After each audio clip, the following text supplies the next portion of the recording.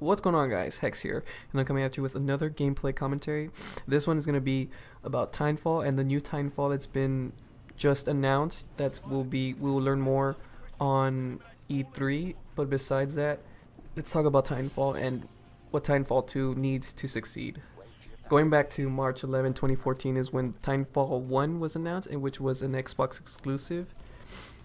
That was a game that I was very excited for. That was one of the games that I was really excited for and getting in the Xbox One, and I was hyped. I went with the hype train and everything, and it was amazing. It looked something different. It was supposed to be the COD killer, but sadly it wasn't, and it lacked many things, which everyone shortly noticed, and which everybody started to fall off of it, and pretty much the community died in it, and everyone left. And now we got Titanfall 2, which a lot of people are being skeptical, and we don't know if it's going to be a repeat of Titanfall 1. And I just want to talk about the few things that which Titanfall 2 needs in order for it to succeed. First of all, the problems with the first Titanfall was it lacked many things. One which were guns. There weren't many guns to play with or to choose from. There was a good amount, but it was not a lot for different game style, different gameplay. Pretty much everything played the same. There was just one assault rifle, two submachine guns, one sniper bolt action. The other one was a DMR, and a shotgun. And that's pretty much it with the smart pistol. Which there was a lot of skepticism with the smart pistol because it was pretty much aim hacking. So for Titanfall 2, there needs to be a lot more guns. There needs to be customization, whether it's visually, camos, attachments, so it can change the playstyle a little bit or enhance something, and not go crazy to the extent of Call of Duty, but something that will have people wanting to continue playing that gun. Because pretty much in Titanfall 1, after a few rounds, pretty much you unlocked the red dot, and the last thing you get was extended mags, and that's pretty much all you needed. You just needed a holographic sight and extended mags, and you're pretty much it. Another thing is there needs to be something that will push the player wanting to continue playing that gun. And I noticed that after a while, the assault rifle was probably the only gun I used, because it was probably the only best gun there is, long range and medium range. And that was one gun I only played, and after it got repetitive. And that's the thing with Titanfall 1, it was very repetitive after a few matches. It was fun, but after a while it just gets repetitive and repetitive. And Titanfall 2 needs a lot more guns. No clones, keep it unique, keep each gun, having its purpose, but having more guns. Now, the smart pistol, I personally do not want it to return to Titanfall 2, because it was just basically wall hacks.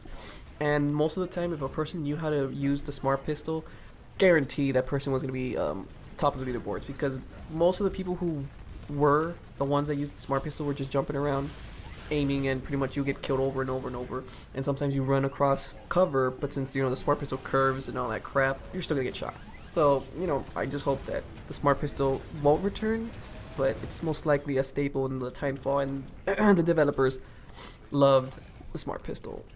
Another thing which was a very big disappointment to me finding out in Titanfall 1 was that you cannot customize your soldiers. The soldiers in Titanfall 1 looked amazing. They looked something I've never seen before, and I loved how they looked. But the thing was, you would have to choose a certain gun as a primary.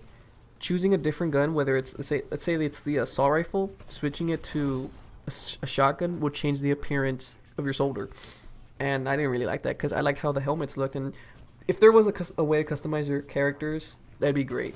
And there needs to be customization. A lot of different helmets. They can go crazy. The helmets in Titanfall 2, which were only like 4 of them, but they all look pretty cool. And if there was challenges for us to get more helmets, or customize armor and everything, that'd be pretty amazing.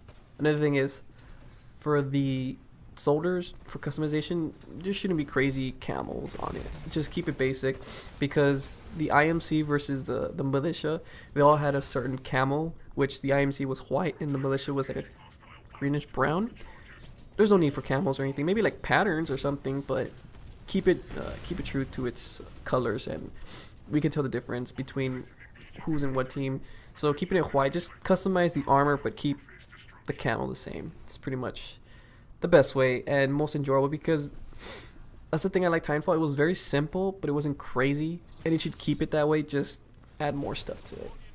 Now, the thing going back to Titanfall 1 is that when you choose a primary gun, it changes the look of your character. So let's say if they want to keep that way, you know, we should have different customizations for our soldiers. Let's say we choose the assault rifle. We should have like a set customization for assault rifle looking characters. And if we choose a submachine gun or a shotgun, we should have a set amount. Like, we should able to change the way we want to look, and rather than that, just pretty much playing whatever it gives us. I mean, that's pretty much the downside. It's the littlest thing for me, but you know, customization's always great. Another thing that a lot of people were asking for in Titanfall 1 was mech customizations. I was a little iffy. I say that customization should stay off the Titans, but if they do choose to customize it, just armor plates or something different, just something little and small, because I pretty much liked the way the Titans looked. I liked the colors, how the IMC was white and the militia was pretty much like a dark green color. There shouldn't be a change. We shouldn't have like a pink, or we shouldn't have some crazy colors of Titans, because that would just throw off everything. The thing is with Titanfall 1, and I think that the way they're going for Titanfall 2 is it's going for that gritty warfare look, and that should stay the same. In more detail for the mech customization or the Titan customization, basic, you know, just add something maybe for your legs to look a little different or something. Arms, maybe a little armor plating here and there, or the torso, something just to give people the uniqueness and feel important or feel different from the rest of the crowd. So it's just not like the same thing over and over. From the trailer we saw for Titanfall 2, it looks like we're gonna have maybe a different kind of Titans, more Titans, because in Titanfall 1 we only had 3. We had the Ogre, which is more of a brute force, you know, in your face, more health, but slow. We had the Atlas, which was a jack of all trades, was basically just a normal one, which was powerful, normal health, and normal speed. And then we had the Strider, which the Strider was fast, but very low health. Personally, I prefer like that. Just keep it like, you know, rock, paper, scissors, and very basic. And from the trailer, I don't know if we're gonna probably get more of them, maybe, but it looked like a Strider with a sword, pretty much. But I'm open to like new Titans, different playstyle, more replayability, which I'm all down for. Another thing Titanfall needs in order for it to succeed is a competitive playlist. In Titanfall 1, we had some kind of implementation of competitive wise, but it was just pretty much it just basically, it goes by your wins. If you win, or you get boosted up to like 3 ranks. I think there's like 4, or the more you go higher, there's more little ranks in between a section, which basically it's in metals. You start from bronze, or was it iron? It was from iron or bronze or whatever to like silver, gold, platinum, and then diamond, which was alright, but it didn't really have that much of effective, or it pretty much based off how many kills you get per minute or per second, and not really much the win or the objective, but it just didn't have that much of an impact to me. Another thing the community really wants for Titanfall 2, and what will make it grow a lot, is spectator mode. Spectator mode is something that is desperately needed for a lot of YouTubers, creators want to make machinimas, or they want to make montages, and having a spectator mode is greatly appreciated to the community, because they can go crazy and just make whatever they want, because the lore in Titanfall is amazing. There's a lot of stuff to see, a lot of stuff that we don't know yet, and the machinima creators can just go crazy and make their own stories, and it'd be pretty enjoyable to watch. So spectator mode is pretty much something that Titanfall 2 needs in order for it to succeed badly. Now let's talk about the campaign. Vince Zampella, which is the founder of Respawn Entertainment, has confirmed that Titanfall 2 will have a single player mode. We do not know if it's co-op or anything, but that'd be pretty cool. And that is great, because Titanfall 1 did not have a proper campaign mode. It was pretty much a public match, but with people talking to you while you're waiting in the lobby, and before the match starts, you're pretty much getting briefed on the mission. And once you're briefed and you're let go into the map, it's pretty much a TDM or hardpoint and all that stuff. It was alright, but we didn't get the explore the world of Titanfall, or the universe it's in. Pretty much the characters, they look interesting, but it was the way they displayed it, or the way they explained or the way they showed it, we didn't really give a shit. We just played and we didn't really know what was going on. But now since they confirmed the campaign mode, there's something to look forward to, because now we can, get answers, see things, new things in the Titanfall universe, and learn more of what's going on and these species that they created. Because in Titanfall 1 you can see certain species that you've never seen before. We don't even know what they are, but they do explain it, but not to the extent we pretty much pay attention or what the hell they are. We thought, they were in the map, but they weren't. And hopefully in the campaign we see more. Another thing I want to see in the campaign is galactic warfare. I want to see, space warfare. I want to see, like, there was a certain part in the campaign where you're briefed in space, but then you get drop podded to Earth, which was pretty cool. But we wanted to see more of that. We wanted to see maybe a cutscene of, them talking, the general versus the commander or whatever, on their beliefs and all that. And that's another thing I want to get to is Titanfall 1's campaign was very, very bland. It was always, this is the good people and the bad people. We want, a white stalemate. Basically, both sides have a really good reason to be in war. And, it comes down to the decision that you make, which side are you on? Which one do you believe is the right choice?